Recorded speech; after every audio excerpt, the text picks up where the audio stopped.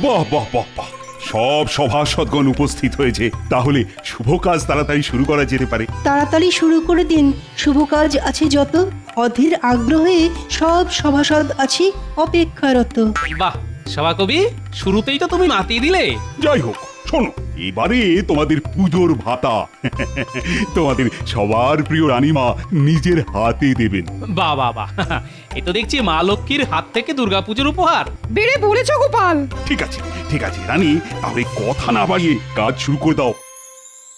শোনো, এবারে আমি ঠিক করেছি তোমাদের সকলকে পুজোর উপহার তোমরা যে যেরকম কাজ করো তাকে সেই হিসেবে দেব। সবার প্রথমেই ডেকে নিচ্ছি আমাদের রাজ পণ্ডিত মশাইকে।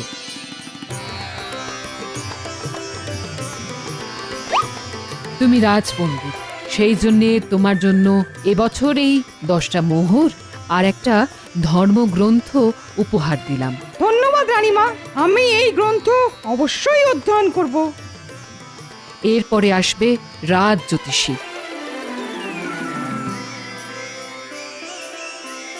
তুমি রাজ জ্যোতিষী, তাই তোমার জন্য এই জ্যোতিষ শাস্ত্রের বই উপহার আর সাথে এই 10 মোহর পুজোর বকশিস। সভাকবি, তোমার জন্য এই কলম আর খাতা উপহার রইল আর সাথে 10 মোহর বকশিস। এই খাতায় কলম দিয়ে ভরিয়ে তুলব ছন্দ। আমার জন্য পুজোর উপহারটা হয়নি মোটেই মন্দ। রাজবৈদ্য,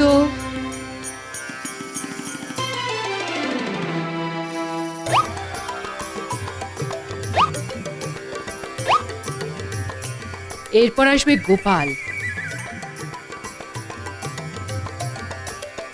গোপাল, তুমি আমাদের রাজসভার এক রত্ন, সবাইকে হাসি মজা আনন্দে মাতিয়ে রাখো, কিন্তু বাড়িতে তোমার গিন্নির সাথে অশান্তি লেগেই থাকে। তাই তোমার জন্য এই 10 মোহর পুজোর বকশিস আর তোমার গিন্নির জন্য এই শাড়ি উপহার রইল। তাহলে তোমার বাড়ির পরিবেশও হাসি খুশি থাকবে। ধন্যবাদ রানীমা, এই শাড়ি পেয়ে আমার গিন্নির রাগ গলে একেবারে জল হয়ে যাবে, তারপর ওই জলেই আমাকে ডুবে থাকতে হবে। গোপালের এই কথা থেকে প্রমাণিত হলো যে রাগ বরফের মতো কঠিন পদার্থ। রাগ কমে গেলে সেটা জলের মতো তরল পদার্থে রূপান্তরিত হয়। এরপর আসবে মন্ত্রী। মন্ত্রী, তুমি তো আমাদের রাজ্যের মহারাজের পরে সবচেয়ে সম্মানীয় পদে রয়েছ। তোমার কর্তব্য রাজ্য পরিচালনার জন্য মহারাজকে সঠিক মন্ত্রণা দেওয়া, কিন্তু মহারাজ সেই দিক থেকে কোনো দিনই তোমার কাছ থেকে উপকৃত হননি। তাই তোমার জন্য অতিরিক্ত কোনো উপহার নেই, শুধু রয়েছে এই 10 মোহর উপহার। ধন্যবাদ, আমি এতেই খুশি রানীমা। সবাই পেল, একটা গোপাল পেল, আমি পেলাম না। ঠিক আছে, তাহলে রাজসভা আজকের মতো এখানেই সমাপ্ত। তোমরা জমিয়ে পুজোর কেনাকাটা করো, আনন্দ করো, আর সবাই রাজবাড়ির পুজোয় এসো কিন্তু।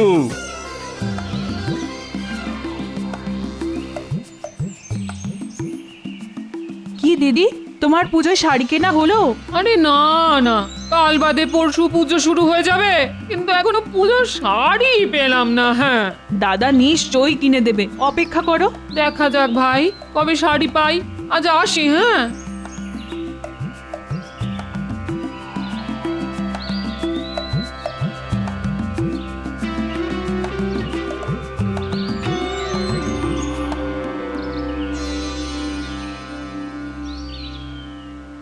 সুস্বাগতম সুস্বাগতম, চলমান দেবী এসে পড়েছেন।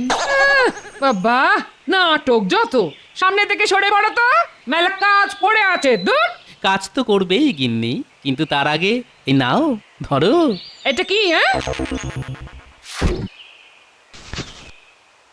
মা দশভুজার পুজো উপলক্ষে আমার বাড়ির দ্বিভুজা দেবীর জন্য উপহার, খুলে দেখো। ও মা, কি সুন্দর শাড়ি! এটা আমার জন্যে? টানা তো কার জন্য হবে গিন্নি? তুমিই তো আমার বাড়ির দ্বিভুজা দেবী, তুমি আমার শরতের পেঁজা তুলোর মেঘ, তুমি আমার কাশফুল। শাড়ি তো পেলাম, তা গয়না কানের দুল? তাও এনেছে গিন্নি, করিনি কোনো ভুল। ও মা, কি সুন্দর কানের দুল গো, কি সুন্দর গয়না। উপচে পড়ছে আনন্দ, প্রাণেতে আর সয় না। যাক বাবা, রানীমা শাড়িটা দিল বলে শুধু গয়নার উপর দিয়ে পুজোর খরচ মিটে গেল।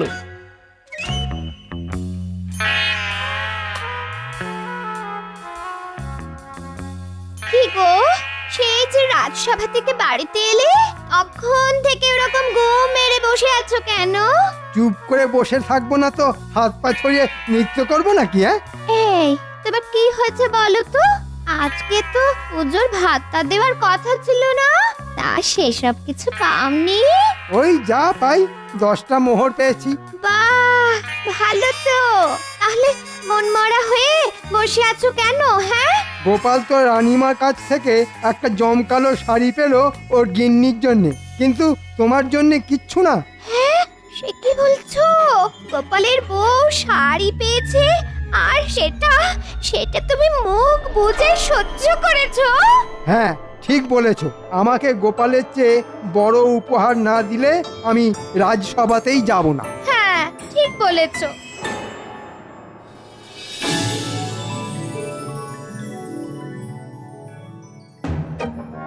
এ কি, রাজসভায় সবাই আছে, তবুও যেন কেউ নেই মনে হচ্ছে। আগে আজ মন্ত্রীমশাই আসেননি এখন। যা বাবা, মন্ত্রীর আবার কি হলো? বোধহয় পুজোর বকশিস পেয়েই কেনাকাটা করতে বেরিয়েছেন। মন্ত্রী মশাইয়ের পুজোর আগে আবার হঠাৎ করে অসুখ বিসুখ হয়নি তো? তাহলে তো হয়েই গেল। আজকে তাহলে মন্ত্রী মশাইয়ের ছুটি। না না না না, রাজবাড়ির পুজো নিয়ে অনেক কিছু আলোচনা করার আছে, কোনো ছুটি নেই আজ। ও প্রহরী, আজ্ঞা করুন মহারাজ। যাও এক্ষুনি মন্ত্রীকে বাড়ি থেকে ডেকে নিয়ে এসো, অনেক গুরুত্বপূর্ণ আলোচনা করার আছে এই সময় পুজোর আগে। না না না না, একদম কামাই করা যাবে না। যথা আজ্ঞা মহারাজ, আমি এক্ষুনি মন্ত্রী মশাই বাড়িতে যাচ্ছি। হ্যাঁ হ্যাঁ, তাই যাও তাই যাও।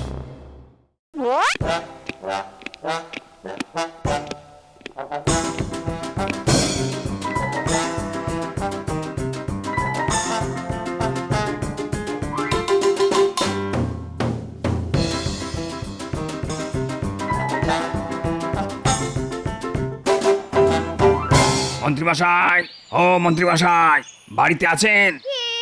আমি প্রহরী, মহারাজ আমাকে পাঠালেন। কেন, কি হয়েছে? মহারাজ বললেন আপনাকে রাজসভায় আসতে, রাজসভায় গুরুত্বপূর্ণ আলোচনা করবে। আমি আর রাজসভায় যাব না, মহারাজকে গিয়ে বলে দাও। কেন মন্ত্রী মশাই? কারণ গোপালকে ওর গিন্নির পড়ার জন্যে রানীমা শাড়ি উপহার দিয়েছেন, কিন্তু আমার বেলা লবডঙ্কা, মানে শুধু ওই 10টা মোহর। তাহলে আপনি রাজসভায় যাবেন না? আমি হলাম মন্ত্রী, আমাকে যদি সকল সভাসদদের মধ্যে সবচেয়ে বড় উপহার না দেওয়া হয় তাহলে আমি রাজসভায় যাব না, এই আমার শেষ কথা।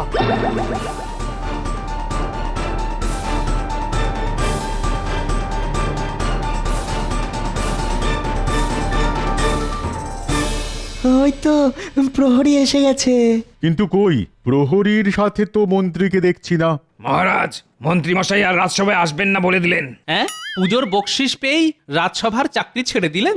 কেন, মন্ত্রী রাজসভায় আসবে না কেন?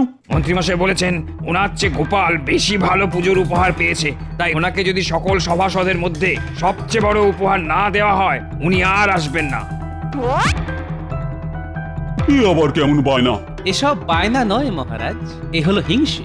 রানীমা আমার গিন্নির জন্য শাড়ি দিয়েছেন, তাই মন্ত্রীমশাই হিংসায় জ্বলে পুড়ে মরছেন। এ তো মহা সমস্যা হলো। সত্যি তাই, মন্ত্রীটা না চিরকাল হিংসেই করে এলো। মহারাজ, অত চিন্তা ভাবনার কিছু নেই, আপনি ছেড়ে দিন। মন্ত্রী মশাই চলে গেছেন, ভেবে দিন দুষ্ট গ্রহের প্রকোপ রাজসভা থেকে নামলো। না না না না, এরকম ছেড়ে দিলে তো হবে না। হিংসা ঘৃণা অতি মারাত্মক বিষয়, কেউ হিংসা করে কখনোই উঁচুতে উঠতে পারে না। মন্ত্রীকে তার শাস্তি পেতেই হবে। মহারাজ, আমার মাথায় একটা বুদ্ধি এসেছে। যাতে মন্ত্রীমশাইকে সবচেয়ে বড় উপহার দেওয়া হবে আর তার সাথে উচিত শিক্ষাও দেওয়া যাবে। কি বুদ্ধি গোপাল? মহারাজ, আপনি বরং আপনার হাতিশাল থেকে আপনার প্রিয় হাতিটা, যাকে আদর করলে মাথার ঘন্টা নাড়ায়, সেই হাতিটা আমাদের মন্ত্রীমশাইকে উপহার দিন আর বলুন এটাই ওনার জন্য এবছরের পুজোর উপহার।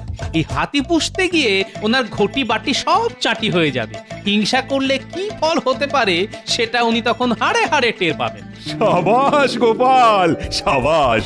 তুমি তো কথাটা মন্দ বলনি।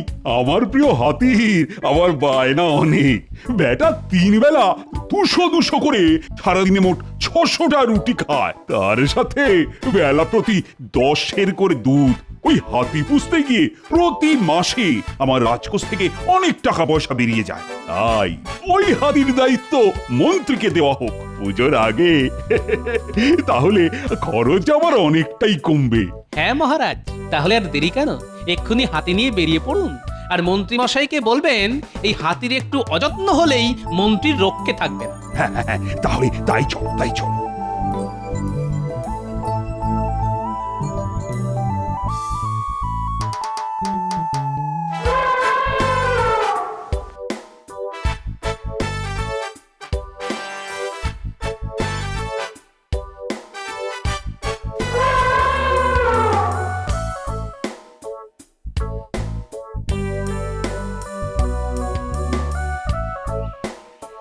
মন্ত্রী, ও মন্ত্রী, ও মন্ত্রী মশাই, ও মন্ত্রী মশাই, ও মন্ত্রী মশাই, দরজা খুলুন। আপনার জন্য মহারাজ উপহার এনেছেন। দরজাটা খুলুন। কি সৌভাগ্য! মহারাজ, আপনি আমাদের বাড়িতে এসেছেন। একেবারে মন্ত্রীর জন্য পুজোর উপহার সাথে করে নিয়ে এসেছি। কি উপহার এনেছেন মহারাজ? হ্যাঁ, আপনার প্রিয় হাতি আমাকে দান করছেন? হ্যাঁ মন্ত্রী, আমি অনেক বিচার বিবেচনা করে দেখলাম তোমাকে সব থেকে বড় উপহার দেওয়াই উচিত, আর তাই এই হাতিটাই সেরার সেরা উপহার হবে। ওগো, হাতির খোরাক তো অনেক, তুমি পারবে তো সামলাতে? সেসব তুমি বাদ দাও, আমি বুঝে নেব। ধন্যবাদ মহারাজ, আপনার এত উদার হৃদয় আমার জানা ছিল না। ঠিক আছে, ঠিক আছে, আর তো সামুদ করতে হবে না। দেখো মন্ত্রী, হাতি তোমাকে যখন উপহার দিলাম, তাহলে এই হাতির ভরণ পোষণের সমস্ত দায়িত্ব কিন্তু তোমার। হ্যাঁ মহারাজ, সেটাই তো স্বাভাবিক। আমি যখন এই হাতির প্রভু, তখন আমি সব দায়িত্ব নেব। মাহুত, এই হাতি কি কি খায় সেটা তুমি মন্ত্রীকে জানিয়ে দাও। এ হাতি না মহারাজের প্রিয় হাতি। এ উল্টো পাল্টা খড় ভুসি কিচ্ছু খায় না। এই হাতি 3 বেলা দুধ দিয়ে রুটি খায়, তা আবার ভালো করে আখের গুড় দিয়ে মেখে দিতে হয়। মোট 600টা রুটি খায় সারাদিন। সকালে 200, দুপুরে 200 আর রাত্রে 200। প্রতিবার 10 করে দুধ চাই হাতির, নইলে কিন্তু রেগে যায়। হ্যাঁ, এছাড়াও সারা দিনে 3 কাঁদি বর্তমান কলা তো দিতেই হবে। হ্যাঁ নয়, হ্যাঁ, হাতির যত্নে যদি কোনো ত্রুটি হয়, তাহলে আমি মা দুর্গার প্রতিমা বিসর্জনের সাথে সাথে তোমাকেও বিসর্জন দিয়ে দেব। মন্ত্রীমশাই, শুরু করে দিন। দুপুর হয়ে গেল, হাতির খাবার বানানো শুরু করে দিন। বিকেলে রাজবাড়ির মাঠে এসো মন্ত্রী, আজকে দুর্গা মায়ের প্রতিমা সাজানো হবে। কি হলো গিন্নি, হাঁ করে দাঁড়িয়ে দেখছো কি? হাতির খাবার বানানো শুরু করো। ধুর ধুর, তুমি জেনে বুঝে নিজের বিপদ নিজে ডেকে আনলে। দেখো, মহারাজ যখন ভালোবেসে উপহার দিয়েছেন, তখন সেটাকে যত্ন করার দায়িত্ব আমার। আমি দুধ, গুড় আর আটা নিয়ে আসছি, তুমি উনুন ধরাও। আচ্ছা আচ্ছা, ঠিক আছে।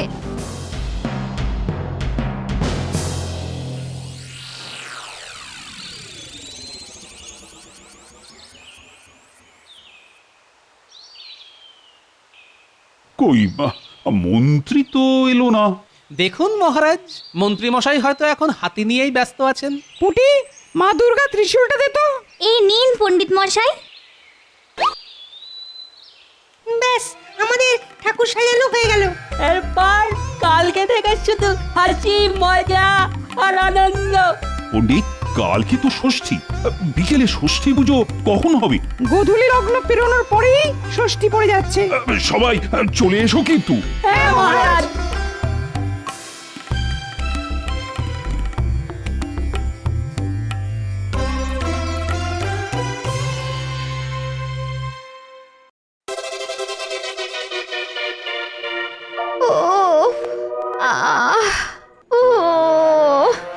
রুটি বেলতে বেলতে আমার হাতের কবজি খিল সব খুলে গেল।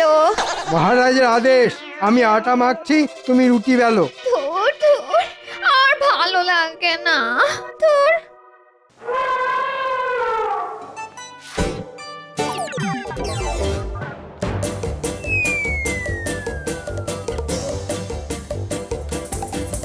আরে বাবা, দিচ্ছি দিচ্ছি।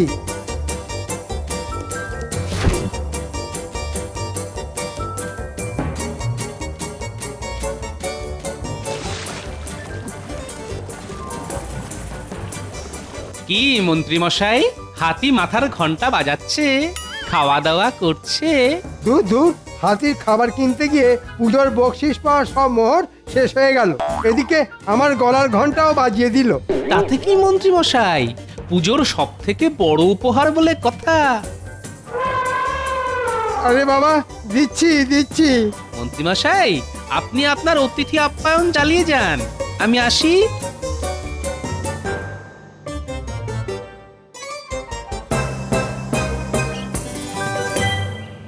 এবার নবপত্রিকা সাজানো হবে। কি ন্যাপলা গুলটে পুটি সবকিছু জোগাড় করে এনেছিস তো?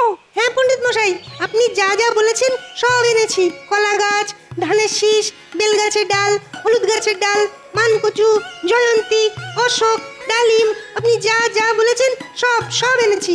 বাহ, আমি নবপত্রিকা সাজিয়ে ফেলছি। কালকে সকালে কলা বউ স্নান হবে, সবাই চলে আসবি কিন্তু। নিশ্চয়ই পণ্ডিত মশাই। এই পুজোর জোগাড় কেমন চলছে?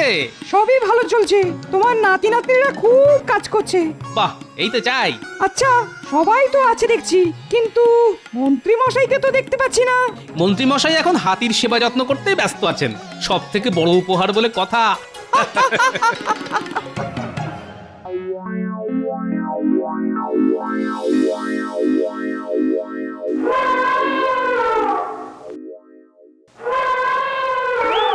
ওই দেখো, আবার সকাল সকাল টাকাটাকি শুরু হয়ে গেছে। উফ, কি জ্বালা! এ দেখছি একটু শান্তিতে ঘুমোতেও দেবে না। এখন আবার 200টা রুটি বানাতে হবে। যাও যাও যাও, বাজার থেকে আটা, দুধ, কলা, গুড় নিয়ে এসো। যাও। এ বাবা, এই তো কালকে কত আটা, গুড়, কলা, দুধ আনলাম, এর মধ্যে সব শেষ। শেষ হবে না, সারাদিনে 600টা করে রুটি খাচ্ছে।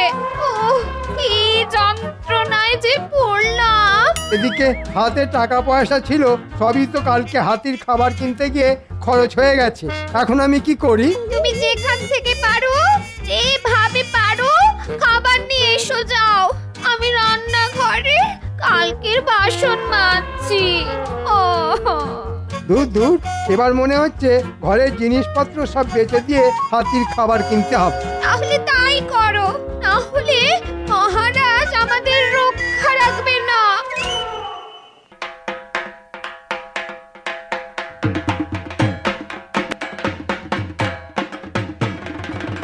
গোপাল, রাজবাড়ির পুজোয় কালকে থেকে সবাইকে দেখছি, কিন্তু মন্ত্রীকে এবারের পুজোয় দেখতেই পাচ্ছি না কেন? মন্ত্রী মশাই দুর্গাপুজোয় কিভাবে আসবে বলুন? তিনি তো এখন আপনার প্রিয় হাতির সেবা যত্নেই ব্যস্ত আছেন।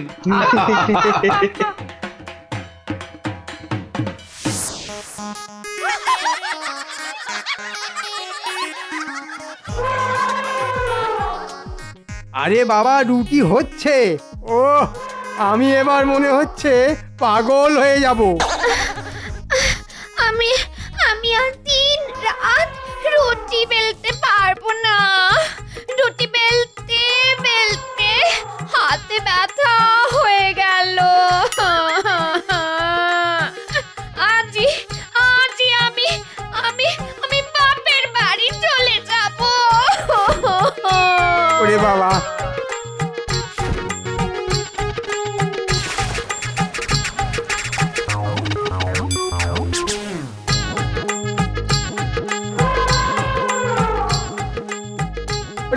এখনো চেঁচাচ্ছিস কেন? রুটি তো দিলি, কলা কি খেতে দিয়েছো? এই মরেছে, কলা তো আনা হয়নি, আর আনবই বা কি করে? আমার হাতে আর একটা টাকাও নেই। তুমি তুমি যেখান থেকে পারো কলা নিয়ে এসো, নইলে নইলে কিন্তু সর্বনেশে কাণ্ড হবে বলে দিচ্ছি। হাতির খাবার জোগাড় করতে গিয়ে আমার রাজসভায় পড়ে যাওয়ার পোশাকটাও বিক্রি করে দিয়েছি। এ বাবা, ওরে বাবা, যাচ্ছি যাচ্ছি। এখন আমি কলা পাই কোথা থেকে? যাই, ওই একটা কলা গাছই নিয়ে যাই।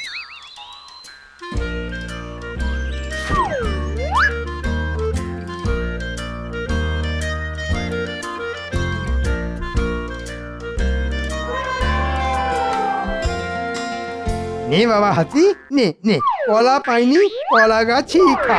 ওরে বাবা, মরে গেলাম রে। ওরে বাবা রে, বাঁচাও বাঁচাও, বাঁচাও বাঁচাও। মহারাজ মহারাজ, রক্ষা করুন রক্ষা করুন, মহারাজ রক্ষা করুন। এ কি মন্ত্রী মশাই, আপনার এরকম অবস্থা হলো কি করে? হাতির খাবার জোগাড় করতে করতে আমার সব শেষ হয়ে গেছে। নিজের পরিধানের বস্ত্র বিক্রি করে দিয়েছি। কেন মন্ত্রী, তুমি সব থেকে বড় উপহার নেবে না? না না মহারাজ, চাই না চাই না আমার এই উপহার। একে পুষতে গেলে আমি রাস্তার ভিখারি হয়ে যাব। এই জন্যই মন্ত্রী মশাই, কারো ওপর হিংসা করতে নেই। আমরা যে যতটুকু পাই ঠিক ততটুকু নিয়েই সন্তুষ্ট থাকা উচিত। রে থাম থাম, তোকে আজই হাতিশালে আবার পাঠিয়ে দেব। আর মন্ত্রী, তুমি যদি ফের গোপাল বা অন্য কারোর ওপর হিংসে করো, তাহলে কিন্তু তোমায় এই রাজ্য ছাড়া করব আমি। ভুল হয়ে গেছে মহারাজ, আপনি আমায় ক্ষমা করুন। ক্ষমা করার আমি কি? মা দুর্গার কাছে ক্ষমা চাও। হে মা দুর্গা, আপনি আমায় ক্ষমা করুন। এরকম ভুল আর কোনোদিন করব না, কারো ওপর হিংসে করব না। পুষ্পাঞ্জলির সময় হয়ে গেছে, সবাই হাতে ফুল বেলপাতা নিন। মন্ত্রী মশাই, আপনিও নিন।